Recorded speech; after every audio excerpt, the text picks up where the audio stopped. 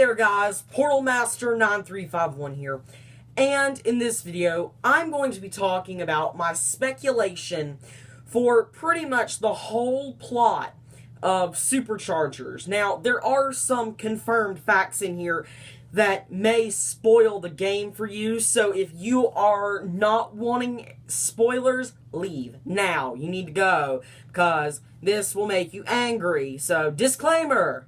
There will be spoilers! So, let's just... the facts that I'm getting from this are pretty much all coming from the Xbox One achievements list.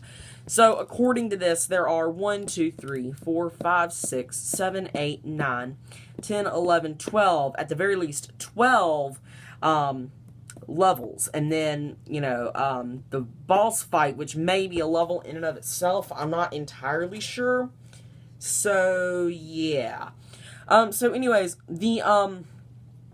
see, what's interesting about this, though, is that I'm pretty sure the very first level, now I may be wrong, yesterday when I went to go play the demo, was not called Ridepocalypse Demo Derby.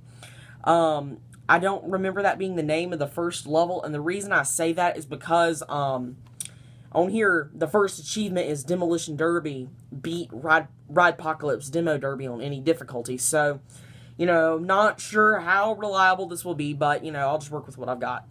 So, you know, first off, it pretty much starts with Flynn, Callie, Hugo. I don't know about Tessa. I don't think she was with them. In jail, essentially, and you have to bust them out of jail. That's how the story starts off. So, yeah, it pretty much starts out pretty serious. So, then you eventually, I do believe, go back to the, Academy, the new and improved Academy. So, you know, there's that. But that's pretty much all I know from a factual standpoint. So, what I think is going to happen is that you're going to need to get information as to how to put Skylanders back together. And you also need to sort of figure out how the Rift engines work. And so I think there's going to be a good bit of talking about sort of how the Rift engines work, how the Superchargers work, and just kind of everything related to that. Maybe even what's gone on between Trap Team and Superchargers. You know, when I went to the demo, there were the other kids that were there were saying, oh, you know, this takes place after Swap Force. And I was like, no, it takes place after Trap Team. They said, no, look at the graphics. And, you know, it's the same thing. And it's not. It takes place after Trap Team, just in case there was any discrepancy there. It's after Trap Team, because Chaos has to escape his trap, and that's explained.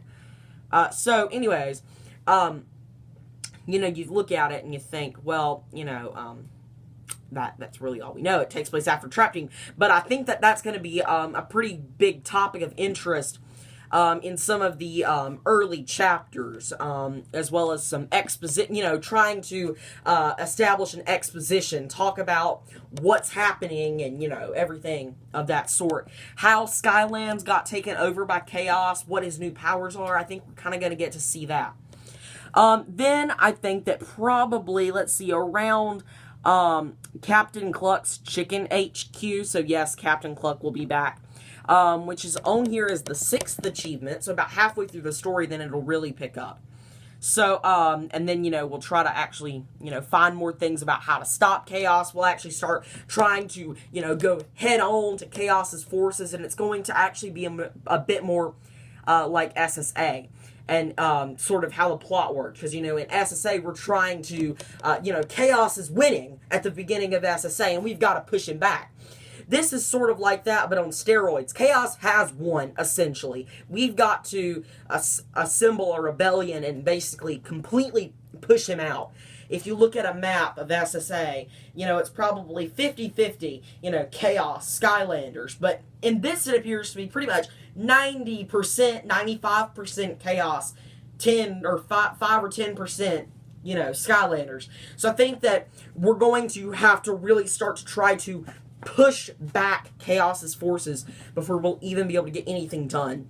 You know, according to the achievements list, it pretty much looks like he's taken over every major location in Skylands. And, you know, the Core of Light's been moved to the Academy, and some people have been saying that we'll have to get some more pieces for the Core of Light. And honestly, that wouldn't surprise me if we have to find, like, the eternal light and dark source. That would not surprise me if that comes up during the plot of Superchargers. So, anyways, then we get to one where it says the Spellpunk Library. And the achievement name is Knowledge is Power. So, that kind of makes me think that we need information to beat chaos. You know, the way I look at it, the darkness is a primordial force that not many people really know about. It's sort of, you know, an all-powerful, forever present force of evil, sort of, that just exists in Skylands. And so, there's probably not a lot of information on it. I mean, you know, it would just kind of make sense that it's sort of an enigma of sorts. And so, we probably have to learn more about what the darkness is, and that's probably why we go to the Spellpunk Library. Either that, or it's as I originally predicted, and I originally predicted that the plot of this game would be about light and darkness facing off, and that's possibly what we're going to see. We've just heard about the darkness, but we don't know, because where there is dark, there must always be light. So, I would have a very hard time believing that there's not some force of light out there as well. So, we may learn about that in this game, and we may not even see it, but we may learn about its presence in this game. I mean, it's just kind of an interesting theory, as far as it goes. When you think about it, a lot of universes have their own lore. So if you look at Marvel, for example, Marvel has its own set of lore. It's got, like, 4 ancient forces of the universe, and it's got, like, the Celestials and everything, and it's got, like, practically deities, essentially, in the Marvel universe. And it wouldn't surprise me if we see a similar concept arise in Skylanders, and we probably will see it in this game when we go to the Spellpunk Library. So I think we will learn a lot lore-wise when we go there. So then let's see. So then, here's what's interesting. Here's a level we know. The Cloud Kingdom is listed on here. So what's interesting to me is that we need the Thunderous Bolt for whatever reason. Why do we need the Thunderous Bolt? Well, you think about it, it seems like it might be a powerful weapon. You know, what can electricity do? It can stop things. So if the Doomstruction, or the Doom Station, is there, then maybe we're supposed to use the Thunderous Bolt to, like, temporarily disable the Doom Station? I'm not actually sure. That still perplexes me. What is the Thunderous Bolt there for? Then we go to the Cloud Breather Crag, and that one has been showcased. That's the one with the dragon in it. And so, I don't know why we need a dragon. I guess he's a good guy. I can only assume, because in the level they're essentially trying to wake the dragon up so that he can go destroy something. So, I kind of think that one might, we're going to have to sort of awaken the dragon and sort of get him to fight on our side of things. So I kind of think that's what that level's going to be about. Then we see right here, there's something that says, beat the Rift to Skylands on any difficulty. And the tagline is, jailbreak. Oh, wait, actually, guys, I just actually realized something on here. That's the name of level 1 on here. I'm so sorry, guys. I just actually read over this myself and remembered the Rift to Skylands is actually the first level in the game. So maybe I have this completely backwards. That's actually not... That might be true. Either way, it pretty much still stands as far as the theories go. You know, it just in a different order. We would go, get them out of prison, then go to Cloud Breather's Crag and awaken the dragon, then get the Thunderous Bolt, then go to the library, then fight what's his face? I can't think of his name right now. Cluck, that's right. And, so on and so forth. Because, if you look on here, it's actually that, see what I'm saying? So shame on you, Xbox achievements, shame on you.